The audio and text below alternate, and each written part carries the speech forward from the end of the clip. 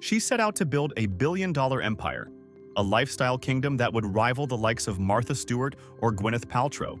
But Meghan Markle's latest business venture has instead become a masterclass in how not to launch a luxury brand. The Duchess of Sussex, once a prominent figure on the world stage, now finds herself at the center of a branding nightmare that some industry experts are calling embarrassingly amateur. Hello, dear viewers, and a very warm welcome to our program. It is truly a pleasure to have you here with us today as we delve into the latest developments surrounding the House of Sussex. Before we break down the details of this design disaster, please take a moment to subscribe to our channel and hit the notification bell. Your support allows us to continue bringing you the in-depth analysis you enjoy. The transition from a working member of the British royal family to a California-based lifestyle mogul was never going to be easy, but few expected the road to be quite this bumpy. Recently, the Duchess of Sussex's brand, variously referred to as Ever or associated with her American Riviera Orchard project, unveiled a special promotional campaign. The goal was simple: capitalize on the romantic fervor of Valentine's Day by offering a curated sweetheart bundle. This package promised a sophisticated blend of luxury chocolates and artisanal fruit spreads, all wrapped in what was described as keepsake packaging. However, what was meant to be a triumphant display of elegance quickly dissolved into a public relations headache. As soon as the promotional images hit social media, the internet did what it does best: it looked closer. And what it found was not the polished perfection one expects from a woman who once had the resources of the British monarchy at her disposal. Instead, followers spotted a series of glaring design errors that have led to a wave of online mockery. The Sweetheart Bundle, in question, featured a collaboration with the high-end chocolatier Comparte, pairing 4 limited-edition chocolates with Meghan's signature raspberry and strawberry spreads. The caption on the As Ever Instagram page was written with all the flourishes of a luxury catalog. A sweet surprise. Shop the limited-edition Sweetheart Bundle. A gift for yourself or the one you love. But the words couldn't distract from the visuals. Critics were quick to pounce on a specific graphic design flaw that appeared to undermine the entire aesthetic of the brand. On platforms like X, formerly known as Twitter, the post was dissected with surgical precision. One critic noted that the general design was not just uninspired, but technically flawed, pointing out that the text alignment was visibly off-center. For a brand trying to sell a luxury experience, such a basic mistake is almost unforgivable. "It's worse than amateurish," wrote one disgruntled observer. Another added, "Meghan Markle seriously needs to hire a copy editor and a graphic designer."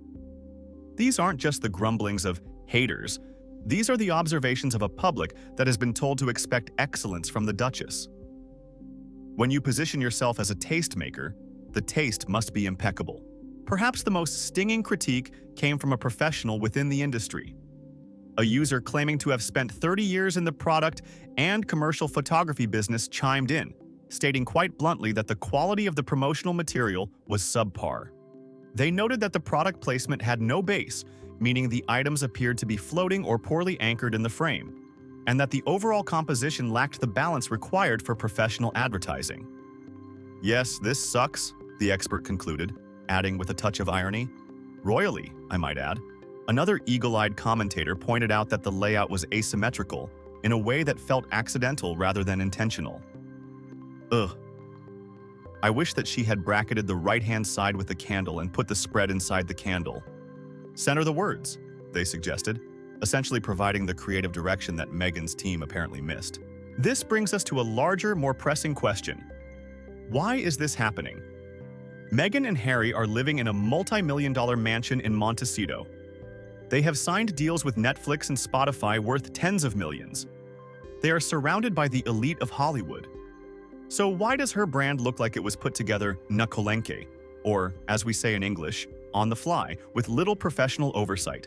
Some insiders suggest that this is a direct hit to Meghan's ego. She has long cultivated an image of a perfectionist, a woman with a curated life and an eye for the finer things. To have her brand mocked for being sloppy is a significant blow. It suggests a lack of infrastructure. Is she trying to do too much herself? Is she refusing to listen to experts? Or, as some more cynical rumors suggest, is the Sussexes' war chest starting to run a bit dry?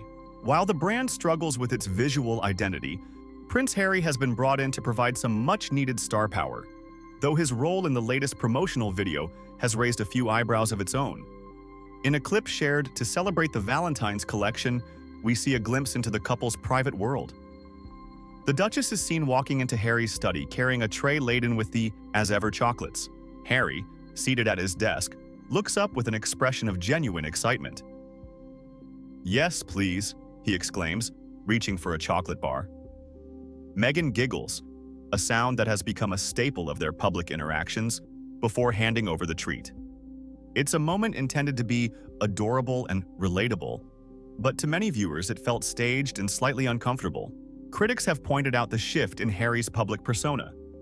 The man who was once a captain general in the Royal Marines and a global representative for the Queen now appears to have been relegated to the role of chief taster for his wife's business ventures. There is a sense among some royal watchers that Harry has become a supporting character in the Meghan show, used primarily to lend a sense of royal legitimacy to products like raspberry jam and chocolate bundles. Furthermore, the imagery used in these promotions continues to be somewhat cryptic.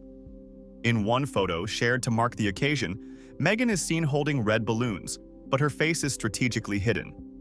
This peekaboo style of branding has become a signature for the Duchess, but it often leaves the audience feeling disconnected. Is she a royal? Is she a celebrity? Or is she just another influencer trying to maintain a sense of mystery to keep the clicks coming? The As Ever brand and the broader American Riviera Orchard project represent a pivotal moment for the Sussexes.